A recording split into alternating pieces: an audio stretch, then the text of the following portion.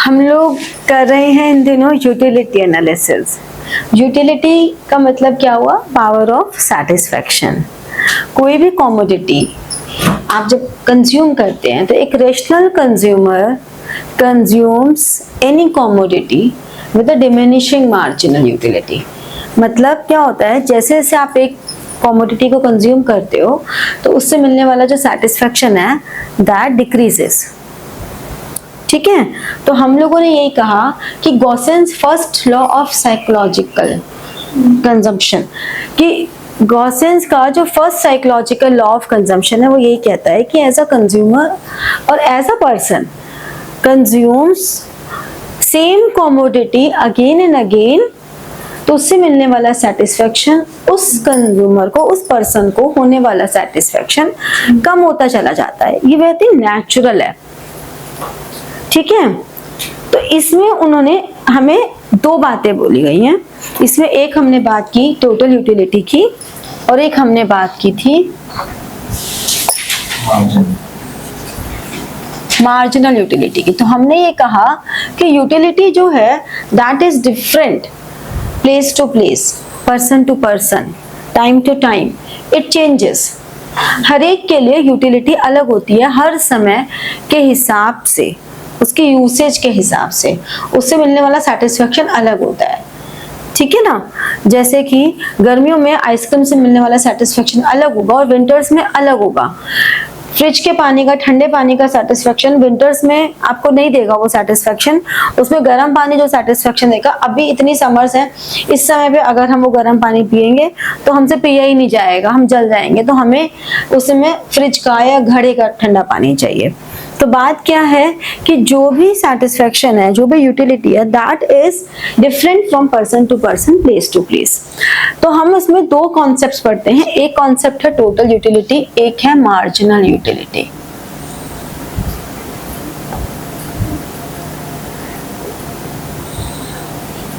जो total utility और marginal utility है, नॉर्मली सेटिस्फैक्शन को it is difficult to measure. हम कैसे कह सकते हैं हमें कितने किलो, कितने रुपए का सेटिस्फैक्शन हुआ, तो बड़ा मुश्किल काम है कि हम सेटिस्फैक्शन को एक नंबर टर्म में दें। फिर भी हम एक नंबर टर्म में इसको डिफाइन कर देते हैं, ठीक है, जिसको हम कहते हैं यूटिल्स। तो यूटिल्स में हम इसे डिफाइन कर देते हैं। हमने कह दिया कि हमारी अगर फर्स्ट 2 3 4 5 6, तो हमें पहले जो सेटिस्फैक्शन मिल रहा है फर्स्ट यूनिट से, अगर 10 मिल रहा है, दूसरे से हमें 7 मिल रहा है, तीसरे से हमें 4 मिल रहा है, फिर 0 मिल रहा है, फिर -2, फिर -4। मतलब as we consume more and more units, utility derived from each successive unit declines. That is called law of diminishing marginal utility. Diminishing मतलब यूटिलिटी हर एक यूनिट को करने से जो उससे मिलने वाली यूटिलिटी है वो डिक्लाइन होती रहती है। ठीक है, तो इससे हमने कहा कि marginal utility is from each successive unit, total utility is from consumption of total units. तो हमने कहा फर्स्ट पे अगर ये 10 है, सेकंड पे 17 है, then 21, then 21, then 19 and then 15। तो इसमें हमने कहा this is the point where TU is maximum,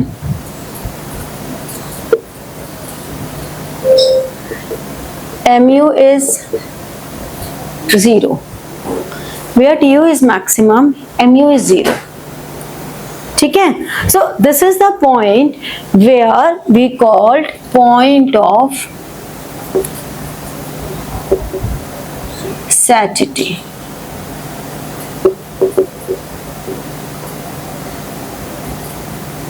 saturation point।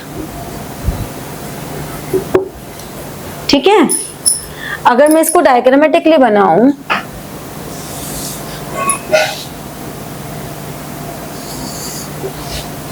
यहाँ पे मैंने कहा यूटिल्स, यहाँ पे मैंने कहा क्वांटिटी,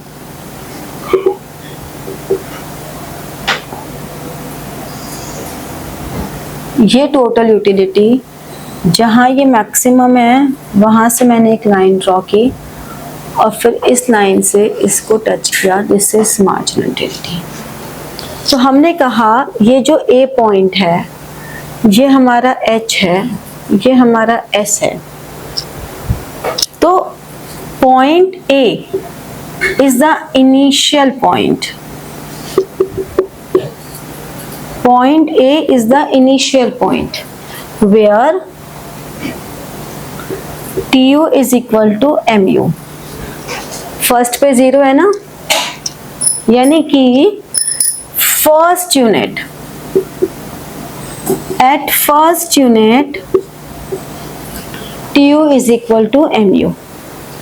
फिर TU increases and MU declines। फिर TU at maximum and MU is 0, means this is your saturation point, point of satiety। This is your saturation, that is point of satiety। ठीक है ना। फिर TU declines and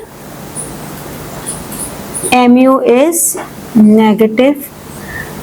और हमने इसमें क्या notice किया, TU is never negative. TU कभी नेगेटिव में नहीं जाएगा क्योंकि वहां तक पहुंचेगी ही नहीं सिचुएशन। बेसिकली कोई भी पर्सन इसी पॉइंट पे आके कंजम्पशन को रोक देगा क्योंकि इसके बाद तो वो कंजम्पशन करने की स्थिति में ही नहीं है ना। The person is not in that position because उसके बाद उसको जो यूटिलिटी मिल रही है वो नेगेटिव में आ रही है। ठीक है, तो हम क्या कहते हैं कि there should not be any time lag, मतलब दो कंजम्पशन में कोई टाइम गैप नहीं होना चाहिए, कंटिन्यूअस कंजम्पशन होनी चाहिए, रैशनल कंज्यूमर होना चाहिए, और there should not be any change in technology, taste, size, shape, price, income, मतलब सारे वेरिएबल्स कांस्टेंट रहने चाहिए, कहीं किसी वेरिएबल में कोई चेंज नहीं आना चाहिए। राइट? हाँ, इकोनॉमिक्स की बहुत सारी थ्योरीज प्रैक्टिकल नहीं है, हम कंज्यूमर्स बिहेवियर को स्टडी करते हैं। अभी आप लोगों को ये पढ़ाया जा रहा है क्योंकि आप लोगों के बुक का नाम क्या है, introduction to micro economics. 12th में भी आप पढ़ेंगे इंट्रोडक्शन टू माइक्रो इकोनॉमिक्स क्योंकि आप सिर्फ इंट्रोडक्टरी लेवल पढ़ रहे हैं। जब आप हायर लेवल पे जाते हैं तो ये इंट्रोडक्शन टू माइक्रो इकोनॉमिक्स का जो एक एक चैप्टर है, ये आपका यूटिलिटी, ये आपके पूरे पूरे बुक्स बन जाती हैं, इतना कुछ डीप स्टडी है। फिर आप वेरिड वेरिएबल्स के साथ पढ़ते हो with inclusion of mathematical applications. इसलिए मैं बच्चों को हमेशा कहती हूँ कि जब भी बच्चे ये कहते हैं ना हमें 11th-12th की इकोनॉमिक्स पढ़ के इकोनॉमिक्स बहुत पसंद आई, और फिर वो कहते हैं मैम इकोनॉमिक्स इतनी अच्छी है, हम ना आगे इकोनॉमिक्स ऑनर्स ही करेंगे, नहीं। 11th-12th के इकोनॉमिक्स को देख के नेवर डिसाइड कि हमें इकोनॉमिक्स करनी है। आपको अगर मैथ्स पसंद है, मैथमेटिक्स बहुत पसंद है, then go for economics honours, because economics honours is complete application of mathematics in economic theories. बिना मैथमेटिक्स के आपको इकोनॉमिक्स ऑनर्स मिलता भी नहीं है पढ़ने को, एडमिशन की एलिजिबिलिटी नहीं बनती है। And economics honours is all about mathematics. तो कभी भी इकोनॉमिक्स को देखकर इकोनॉमिक्स ऑनर्स करने की मत सोचना। If you love maths only then go for, क्योंकि इकोनॉमिक्स ऑनर्स में मैथमेटिकल मैथ्स ऑनर्स से भी ज्यादा काम होता है। मैथ्स ऑनर्स में तो आप सिर्फ मैथ्स पढ़ रहे हो, इकोनॉमिक्स ऑनर्स में आप एप्लीकेशन ऑफ मैथ्स पढ़ रहे हो इन इकोनॉमिक्स। ठीक है, चलो, तो ये सब आपका जो कॉन्सेप्ट हमने पढ़ा, क्या पढ़ा कि with increase in consumption of 1 unit by each successive unit utility received declines, that is law of diminishing marginal utility। तो law of diminishing marginal utility का डायग्राम आएगा तब भी यही बनाना है। Law of diminishing marginal utility को table के through बनाना है तब ये बनाना है। अगर तुमसे बोला जाए टीयू एंड एमयू का रिलेशन एक्सप्लेन करो तो भी यही है। तो ओवरऑल सारा यही है इसमें। This is all law of diminishing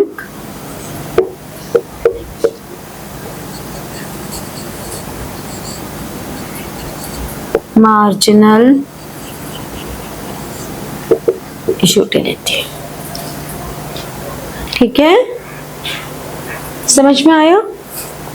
चलो ये नोट डाउन करो, फिर आगे करते हैं। अब law of diminishing marginal utility के बाद जो इसमें एक टॉपिक हमारे पास नेक्स्ट आता है, दैट इज कंज्यूमर्स इक्विलिब्रियम। क्या होता है कंज्यूमर्स इक्विलिब्रियम? हाँ,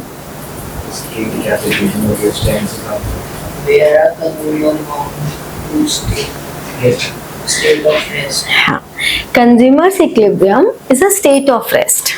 ठीक है,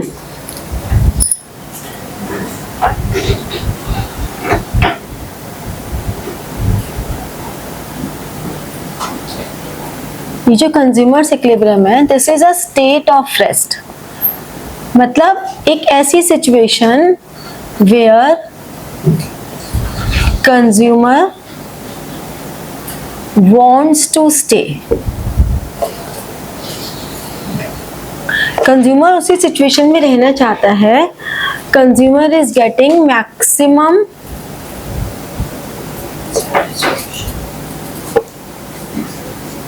satisfaction at given level of income। जो उसका इनकम लेवल है उस इनकम लेवल पे वो कंप्लीट सेटिस्फेक्शन ले रहा है। तो हमारे पास इसमें दो केसेस हैं। एक होता है one commodity,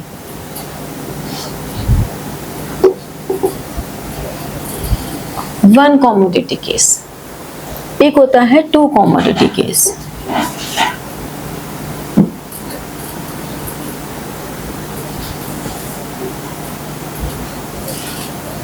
one commodity case में हम कंज्यूमर्स इक्विलिब्रियम कहते हैं MUX upon PX is equal to MUM। क्या मतलब हुआ? MUX का मतलब क्या हुआ? Marginal utility, marginal utility of good X, और PX क्या हो गया? Price per unit of good X,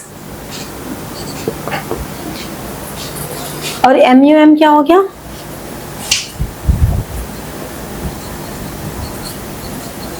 marginal utility of money. मतलब हम एक एक्स्ट्रा मनी यूज करने के, एक एक्स्ट्रा मनी खर्च करने के हमें उससे कितनी यूटिलिटी मिल रही है। तो ये एक कांस्टेंट वैल्यू है। हम हमेशा ये अजम्पशन लेके चलते हैं दोनों ही थ्योरीज में, वन कमोडिटी में भी और टू कमोडिटी में भी अजम्पशन लेके चलते हैं marginal utility of money is constant. इसमें कोई चेंज नहीं आएगा। हमारी थ्योरी ये कहती है इसमें कोई चेंज नहीं आएगा। एंड अनलेस एंड अनटिल आपको कोई वैल्यू गिवन नहीं है, it is always assume to be one. इसके वैल्यू हम वन एज्यूम करके चलते हैं। आपको न्यूमेरिकल क्वेश्चंस में और भी वैल्यूज दे सकते हैं, लेकिन वैसे वन ही होती है। तो अब यहाँ पे marginal utility of money is constant, that is marginal utility of money is one. तो इस वाले बात से क्या हो गया? MUX is equal to PX हो गया।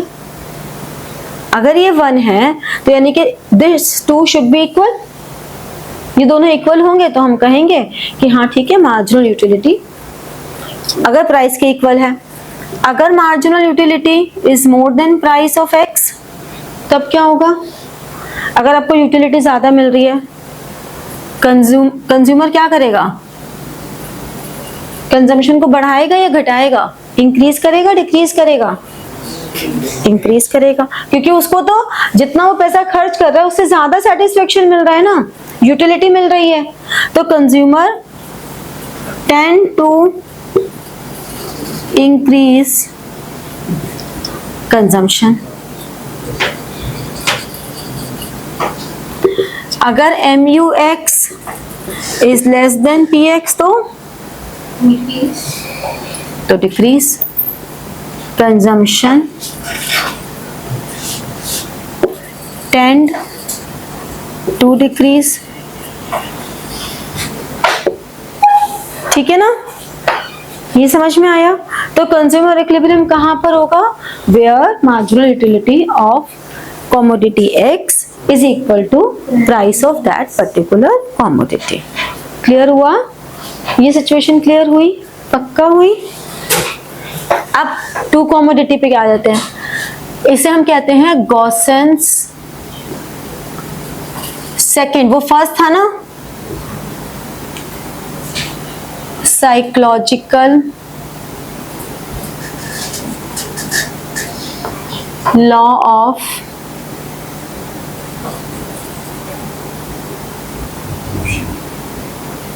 कंजम्पशन। ठीक है, इसका मतलब हुआ कि दो कमोडिटी है तो MUX upon PX is equal to MUY upon PY। यानी कि हम क्या कह सकते हैं, ratio between marginal utility and price is equal to ratio between marginal utility of commodity Y and price. इसको मैं दूसरे तरीके से भी लिख सकती हूँ,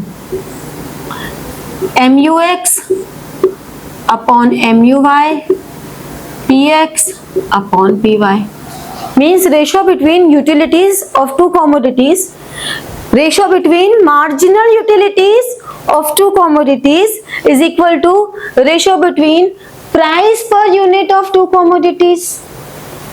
अब यहाँ पे ही पता है MCQs में तुम्हें घुमा देते हैं, ये वर्ड्स एक शब्दों के खेल में से फंसा देते हैं कि तुमसे पढ़ते तुम्हें समझ में नहीं आता, इन्हीं बातों को वो वर्ड्स की फॉर्म में लिख दिया जाता है।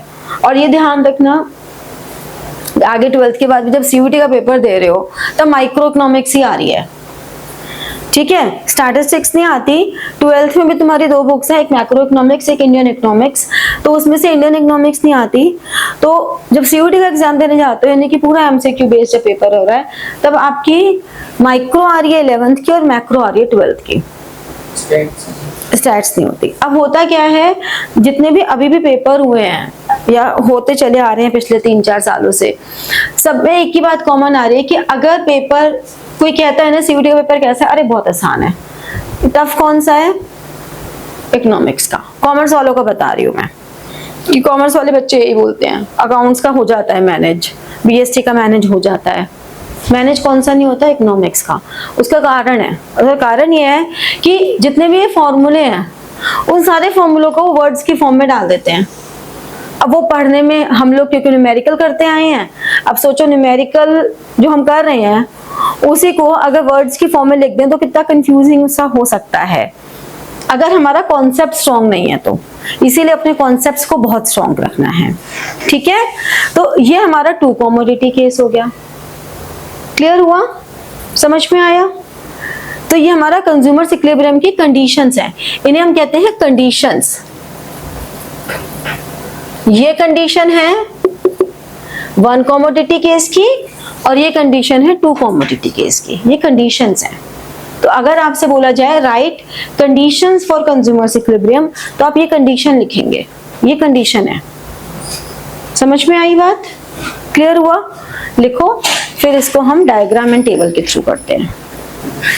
चलो पहले ये करते हैं। अब देखो, अगर सिंगल कमोडिटी की हम बात करें तो वन कमोडिटी में हमने कहा कि कंडीशन क्या होती है, जहां पर MUX इज PX।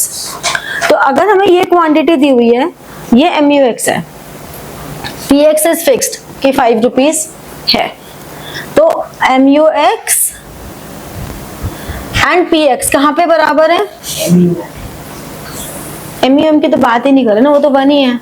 तो MUX एंड PX कहाँ बराबर है, ये 5, यानी कि कंज्यूमर्स इक्विलिब्रियम कहाँ आएगा, 4। ये वाला पोर्शन कौन सा है, where MUX is more than PX। तो जब तक ये सिचुएशन है कंज्यूमर और कंज्यूम करता चला जा रहा है।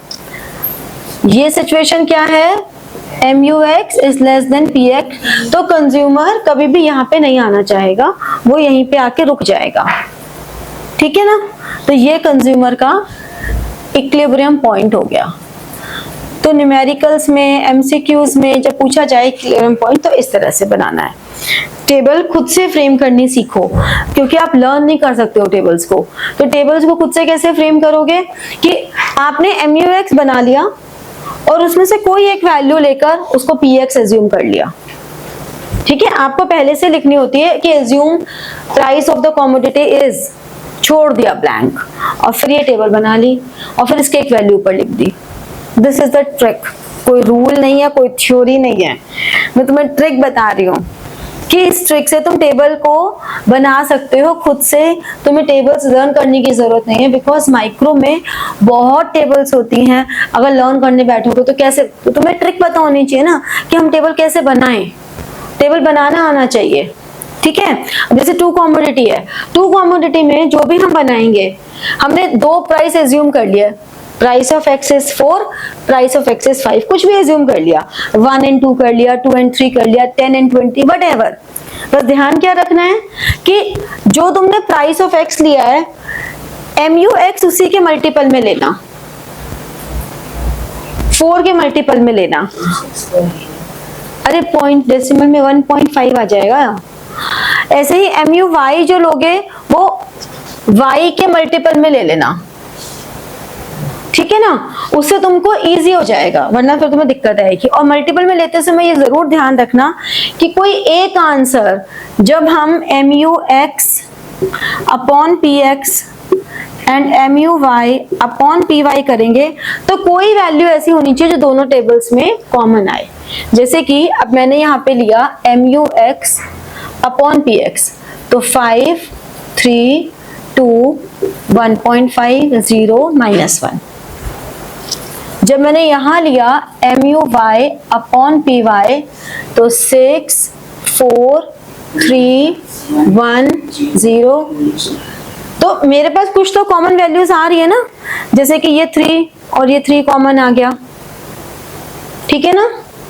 तो इसका मतलब कंज्यूमर इक्विलिब्रियम कहाँ होगा, 2 units of good X and 3 units of good Y, है ना। 2 units of good X, 3 units of good Y, इस तरह से होगा ना। तो हमने क्या किया कि जहां पर दोनों कंडीशन है, ये हमारा कंज्यूमर इक्विलिब्रियम हुआ। अब अगर वो इसके इक्वेशन मांगे तो आप क्या बोलोगे, आप ये कहोगे कि 2 of X plus 3 of Y, ये भी इक्वेशन आ सकती है, ये भी आप लिख सकते हो। तो MCQs में ये भी कंज्यूमर इक्विलिब्रियम के ऑप्शन है, एक है ये, दूसरी है 2 of X 2 of Y, तीसरी है 3 of X 3 of Y, चौथी है 3 of X 2 of Y। बताओ कंज्यूमर इक्विलिब्रियम कहाँ पर है, आपको टेबल दे दी और पूछा कंज्यूमर इक्विलिब्रियम कहाँ पर है, तो आप क्या बोलोगे, इस पर है, ठीक है। अगर टोटल एक्सपेंडिचर मांगा जाए कि इस पे वो टोटल एक्सपेंडिचर कितने कर रहे हैं, तो 2 इंटू X का प्राइस क्या है 4 रुपीज 8, और 3 इंटू 5 15, यानी कि 23 रुपीज टोटल एक्सपेंडिचर है। अगर आपसे ये बोला जाए कि what is the amount of total expenditure incurred by consumer, तो 23 रुपीज। अब अगर यहाँ पे कंज्यूमर की इनकम, कंज्यूमर्स इनकम जिसको कि हम M से रिप्रेजेंट करते हैं, अगर कंज्यूमर्स की इनकम 30 रुपीज है, ये तो सब रुपीज में आई क्या, अगर 30 रुपीज है तो कंज्यूमर के पास कितने पैसे बच गए, 7 रुपीज। अगर बाद में लिख लेना भाई, पहले समझने पे कॉन्सेंट्रेट कर ले, तब बातें करेगा जब लिखने को दूंगी। अगर कंज्यूमर की इनकम 20 रुपीज है तो कंज्यूमर यानी कि उस सिचुएशन को कंज्यूमर इक्विलिब्रियम पे आ ही नहीं सकता, क्योंकि जो कंज्यूमर इक्विलिब्रियम को चाहिए उसमें उसकी इनकम ही नहीं है इतनी, 23 है तो, ठीक है ना। तो इस तरह से हमें क्वेश्चंस में आ जाता है कि कंज्यूमर की इनकम कितनी होनी चाहिए, या इतनी इनकम है तो क्या सिचुएशन होगी। समझ में आई ये बातें? तो इस तरह से ये टेबुलर फॉर्म में भी हम सिखा सकते हैं। क्लियर? तो हमारा यूटिलिटी वाला जो चैप्टर है वो इतना ही है, देख रहे हो छोटा सा चैप्टर है। तो आपका यूटिलिटी वाला चैप्टर खत्म हो गया, ठीक है। चलो नोट डाउन करो। तो like, share and press the bell button for getting your notifications and comment, ठीक है। Thank you.